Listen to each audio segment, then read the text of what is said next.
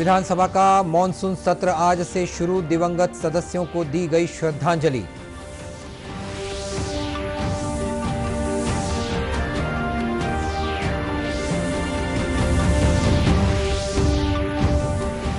देश मना रहा है करगिल विजय दिवस की 22वीं वर्षगांठ, शहीद जवानों को दी जा रही है श्रद्धांजलि।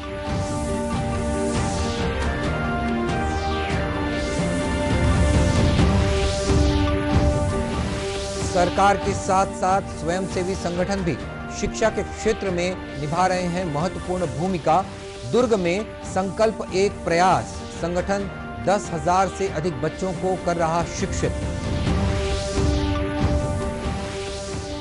और आज सावन का पहला सोमवार, शिवालयों में कोविड गाइडलाइंस के तहत हो रही है विशेष पूजा अर्चना।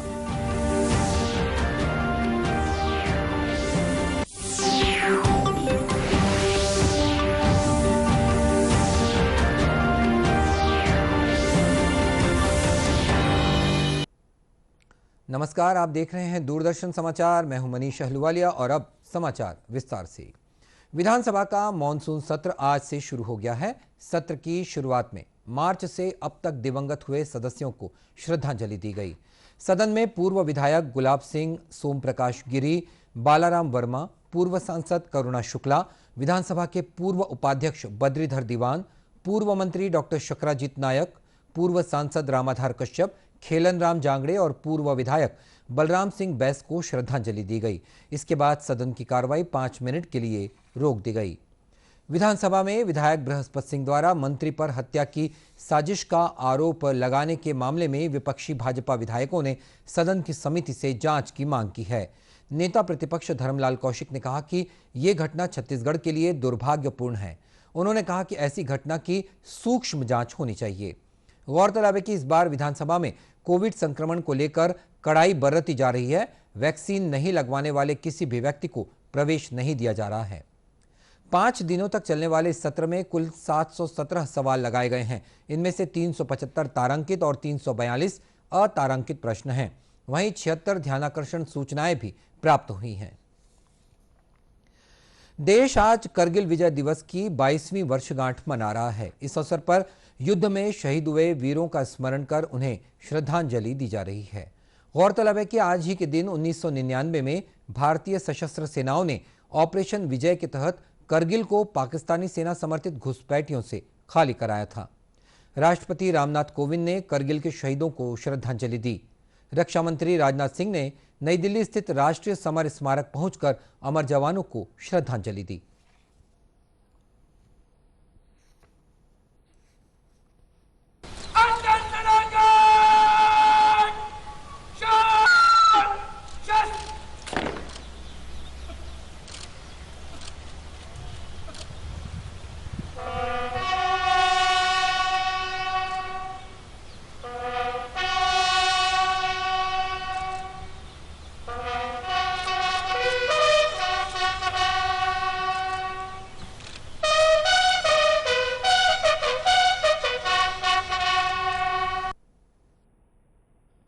रक्षा प्रमुख विपिन रावत ने भी करगिल के शहीदों को याद करते हुए पुष्पांजलि अर्पित की।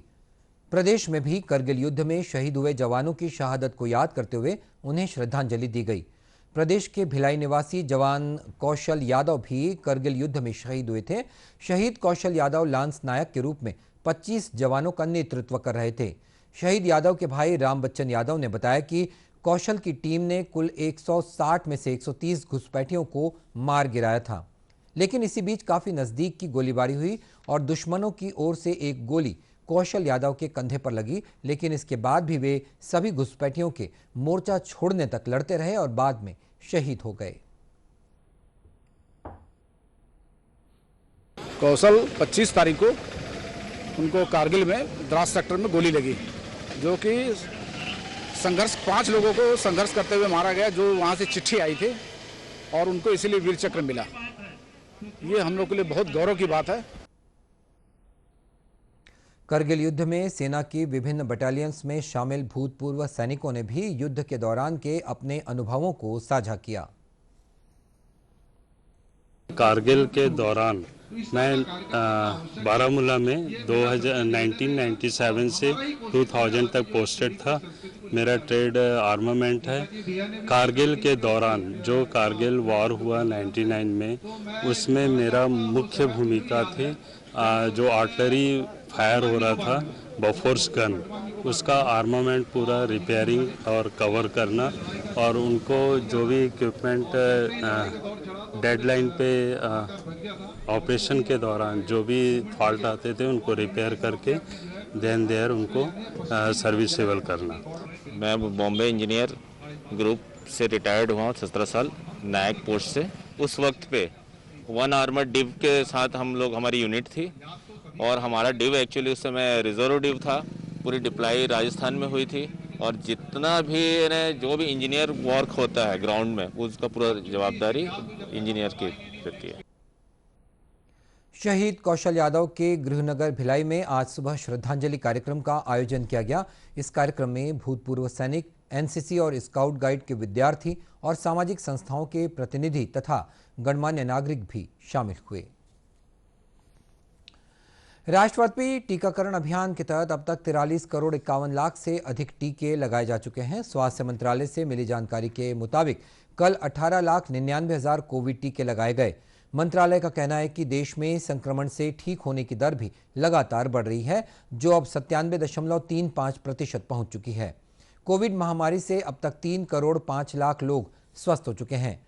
प्रदेश की स्थिति की बात करें तो यहां भी संक्रमण की दर लगातार कम हो रही है। प्रदेश में कोविड पॉजिटिविटी दर 0.5% है। प्रदेश में बीते 24 घंटों के दौरान 25,840 सैंपल्स की जांच की गई, जिसमें 130 व्यक्ति कोरोना संक्रमित पाए गए। राज्य सरकार कोरोना संक्रमण पर नियंत्रण और रोकथाम के लिए लगातार प्रयास कर रही है। इसके तहत 28,65,115 संदिग्ध मरीजों को स्वास्थ्य विभाग द्वारा दवाइयों की किट भी वितरित की गई है। स्वास्थ्य विभाग कोरोना संक्रमण वाले व्यक्तियों के त्वरित इलाज और उन्हें गंभीर संक्रमण की स्थिति से बचाने के लिए मितानिनों और सर्विलेंस टीम के जरिए दवाइयों की किट मुफ्त उपलब्ध करा रहा है। विभाग के इस प्रयास से संक्रमण की दर में काफी सुधार भी दर्ज किया गया है। कल प्रदेश में कोरोना संक्रमण के 130 नए मामले ही सामने आए हैं। हर व्यक्ति तक शिक्षा पहुंचाने के लिए सरकार हर संभव प्रयास कर रही है। स्वयंसेवी संगठन भी सरकार के साथ कदम से कदम मिलाकर काम कर रहे हैं, जिससे शिक्षा के क्षेत्र में उजास फैल रहा है। इसी तरह एक स्वयंसेवी संगठन है संकल्प एक प्रयास। ये संस्था प्रदेश के ग्रामीण क्षेत्रों में गरीब बच्चों को मुफ्त शिक्षा देने का काम कर रही है। दुर्ग जिले में NSPCL के कर्मचारियों द्वारा गठित ये संगठन किसी वजह से पढ़ाई छोड़ चुके बच्चों को फिर से स्कूलों में दाखिला दिलाने का काम कर रहा है। संस्था के उपाध्यक्ष अब्दुल वसीम ने बताया कि इन बच्चों को पढ़ाने के लिए संगठन के सदस्य चंदा करके फंड इकट्ठा करते हैं। साथ ही इसमें NSPCL को CSR से भी मदद मिल रही है।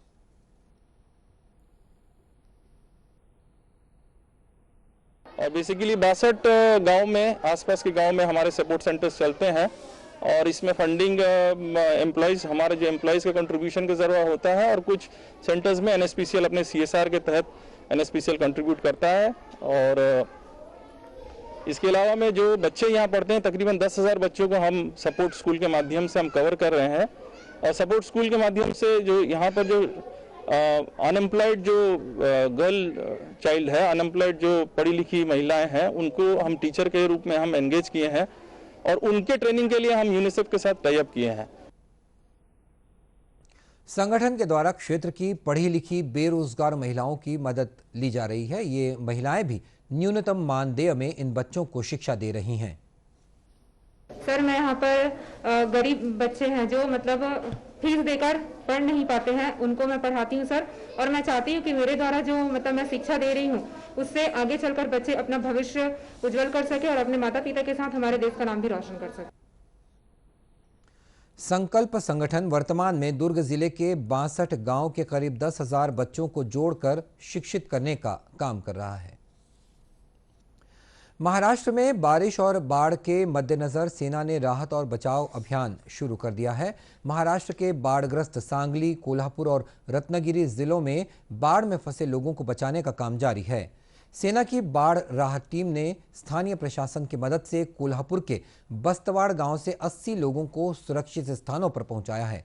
बाढ़ राहत अभियान की निगरानी कर रहे सेना के वरिष्ठ अधिकारी ने बताया कि सेना आपात चिकित्सा सहायता के साथ साथ भोजन के पैकेट्स और पीने का पानी भी मुहैया करा रही है। महाराष्ट्र में पिछले 24 घंटों में बारिश से थोड़ी राहत मिलने के साथ ही राज्य के विभिन्न भागों में स्थिति अब धीरे धीरे सामान्य हो रही है। और इस बीच महाराष्ट्र के मुख्यमंत्री उद्धव ठाकरे ने कोंकण क्षेत्र के चिपलूण का दौरा भी किया है। आज सावन का पहला सोमवार है। भगवान शंकर की पूजा अर्चना के इस पवित्र महीने में सोमवार का विशेष महत्व माना जाता है।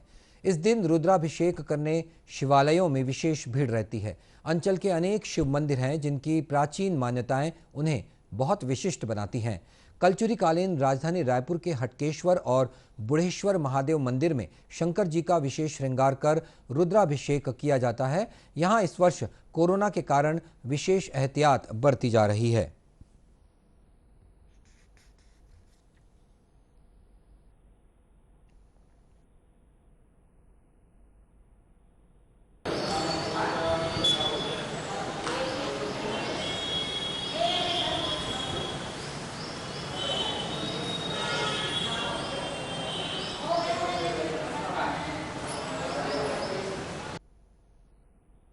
वहीं जांजगीर चांपा के खरौद स्थित लक्ष्मणेश्वर मंदिर में भी विशेष पूजा अर्चना की गई है। मान्यता है कि भगवान लक्ष्मणेश्वर शिव के दर्शन करने से क्षय रोग दूर होता है और साथ ही संतान की प्राप्ति भी होती है।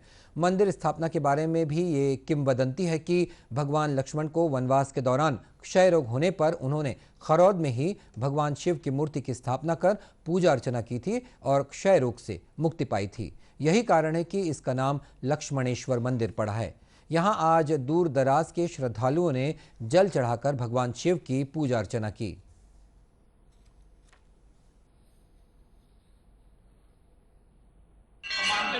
बेटा इधर अभी लाइन लगा है, बाहर थोड़ा है, चलो बाहर निकलिए, अभी थोड़ा बाहर थोड़ा प्लीज, उसने कहने पर भी। कबीरधाम जिले के भोरमदेव मंदिर में भोले बाबा का जलाभिषेक, दुग्धाभिषेक और रुद्राभिषेक आज ब्रह्म मुहूर्त में शुरू हो गया था। छत्तीसगढ़ के खजुराहो कहे जाने वाले भोरमदेव में हर साल प्रदेश भर से कांवड़िए आकर जल चढ़ाते हैं, लेकिन इस वर्ष कोविड प्रोटोकॉल का पालन करते हुए जिला कलेक्टर ने इसे स्थगित कर दिया है। साथ ही मंदिर परिसर में कोविड गाइडलाइंस के अनुसार ही श्रद्धालुओं को प्रवेश दिया जा रहा है।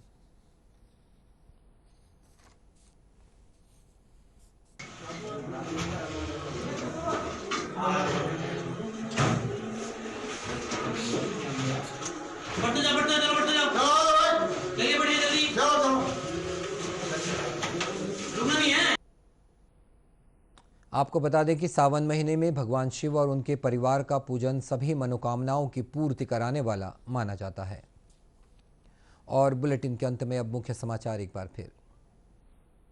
विधानसभा का मॉनसून सत्र आज से शुरू, दिवंगत सदस्यों को दी गई श्रद्धांजलि।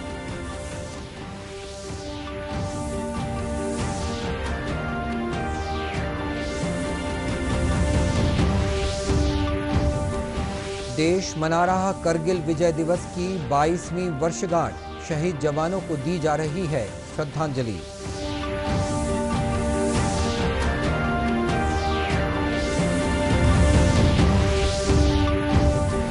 सरकार के साथ साथ स्वयंसेवी संगठन भी शिक्षा के क्षेत्र में निभा रहे हैं महत्वपूर्ण भूमिका।